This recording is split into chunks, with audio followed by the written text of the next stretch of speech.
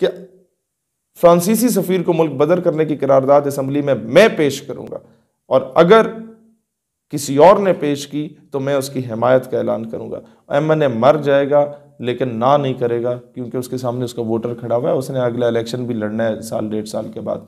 अस्सलाम वालेकुम रहमतुल्लाह। 16 फरवरी की तारीख दी गई थी हुकूमत को कि आप सफ़ीर को भेजें, नहीं तो हम दोबारा आ रहे हैं। अब वो तारीख 2 महीने एक्सटेंड हो चुकी है। अब वीडियो को पूरी तरीके से गौर से सुनिएगा, कुछ जज्बाती बातें नहीं है, बड़ी लॉजिकल बातें, क्योंकि टीएलपी के बाद अगर कोई बंदा इस मामले को सबसे बेहतर तरीके से समझता है तो वो मैं समझता हूँ, क्योंकि 2 मरतबा मैं इस मुज़ाकरात के फ़ेज़ से और धरनों के फ़ेज़ से ज़ाती तौर पे गुज़र चुका हूँ।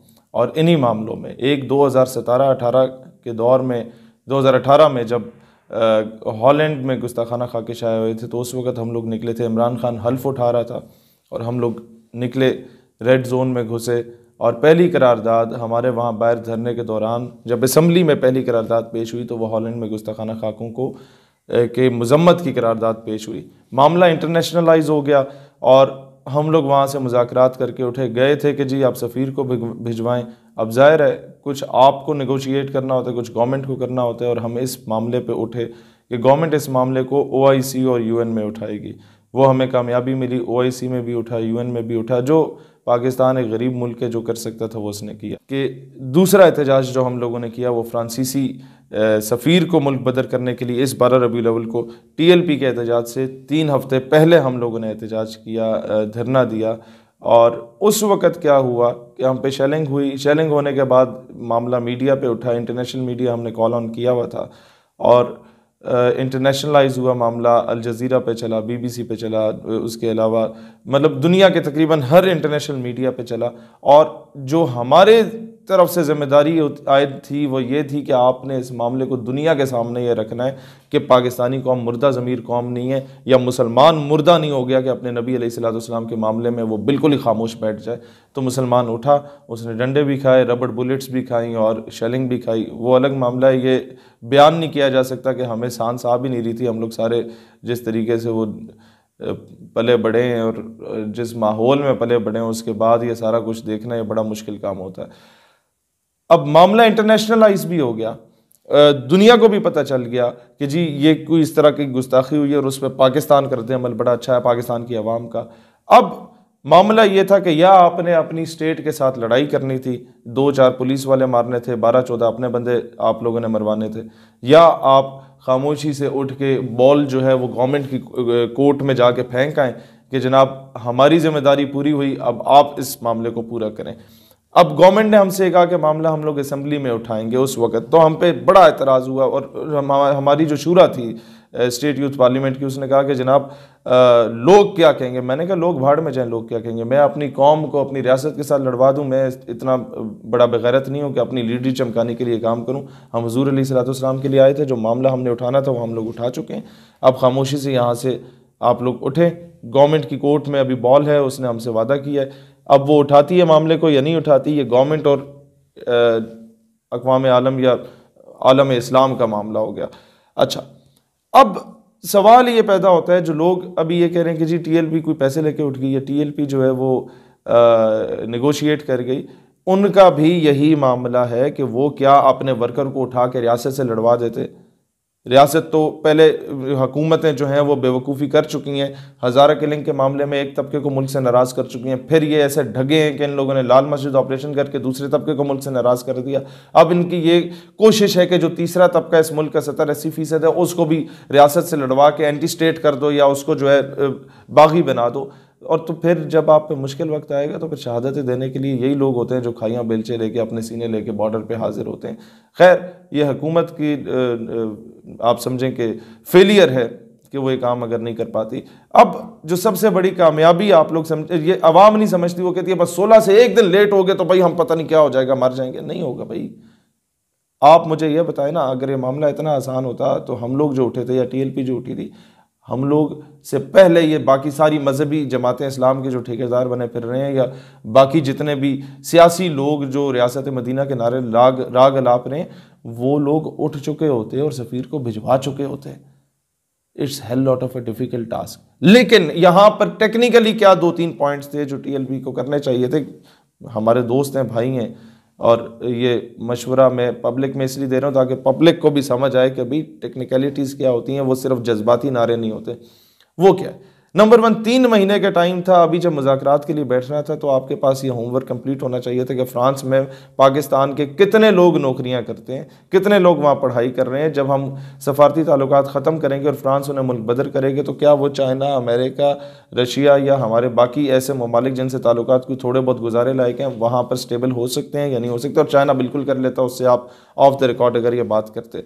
नंबर 2, फ्रांस के साथ जो हमारे दिफाई मामलात या बाकी मामलात चल रहे हैं उसमें कौन सी ऐसी डेवलप्ड कंट्रीज़ हैं दुनिया की जिनके साथ हम लोग वो फला चीज़ों के इंजन्स ले सकते हैं। मैं इनडायरेक्टली बता रहा हूँ, आपको कोई मसला नहीं था। हमारे ये इदारों में सारे काफिर नहीं बैठे हुए होते, यहाँ पर बड़े दर्द दिल रखने वाले हुजूर के इश्क में लबरेज ऑफिसर्स भी मौजूद होते हैं।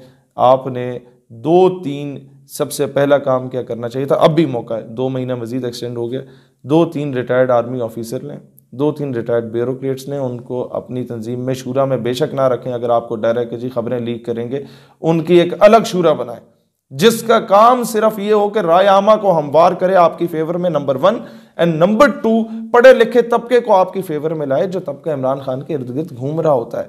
फैसले उसी ने करने होते हैं, हम लोग सिर्फ नारे लगा सकते हैं।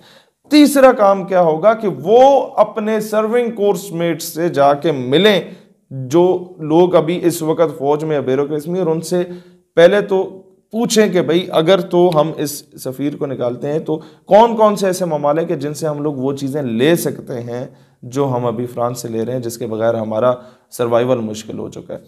ये काम बड़ा टेक्निकली किया जा सकता है लेकिन नामुमकिन नहीं है, और ये पॉसिबल भी है। चौथा काम जो प्लान बी हमने सोचा था लेकिन उसके बाद क्योंकि हमें मौका नहीं मिला, टीएलपी आई, तो हमने कहा अभी हम बीच में नहीं पड़ते ये प्लान बी के खाते में, क्योंकि ना मामला फिर टीएलपी के हाथ में रहना है ना हमारे हाथ में रहना है, और या आपस में वर्कर जो है वो लड़ के बैठ जाएगा। तो हम लोगों ने ये कहा कि नज़रिए के लिए कोई भी निकले हम उसके पीछे होंगे। वो प्लान बी मैं अभी टीएलपी के सामने रख रहा हूँ, अगर आपको बेहतर लगे इसे अपना लें।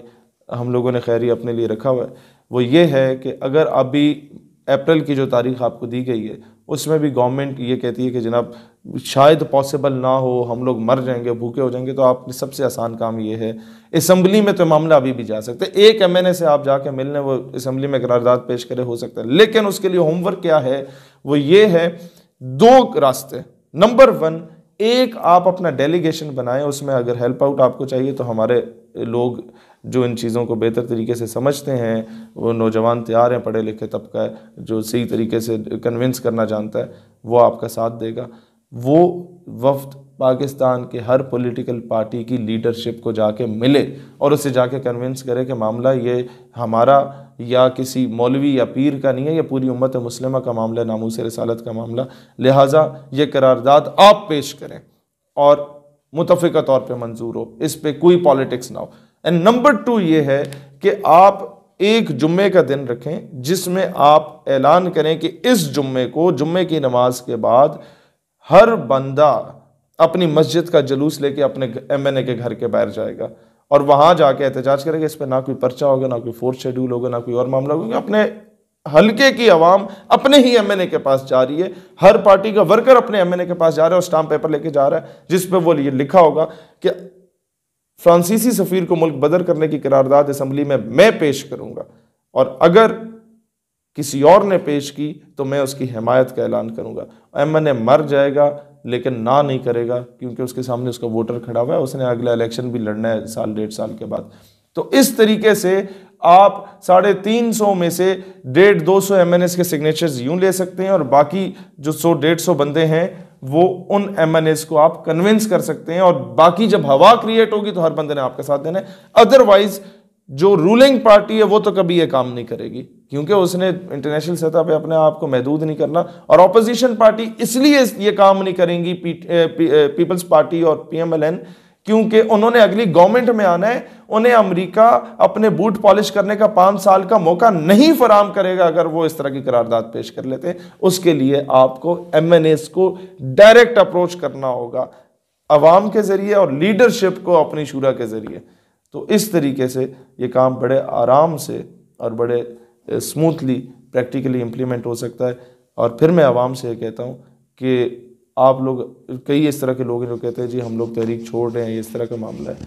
मैं उनसे भी कहता हूँ कि मैं तहरीक का खैर ख्वाह ज़रूर हूँ, मेंबर नहीं हूँ, लेकिन एक बात मैं हमेशा कहता हूँ कि तहरीक उन तमाम जमातों से लाख गुना बेहतर है, उन बड़े बड़े गदी नशीनों और मौलवियों से लाख गुना बेहतर है जो झुग्गियों में घुस के बैठे हुए हैं। कम से कम ये मैदान में निकले तो हैं, कम से कम इन लोगों ने मामला इंटरनेशनलाइज तो किया है। तो कोई भी बंदा इस तरह का काम करता है किसी भी मकतब फ़िक्र का, अगर उसका साथ नहीं दे सकते तो उसकी राह में रुकावट ना बना करो।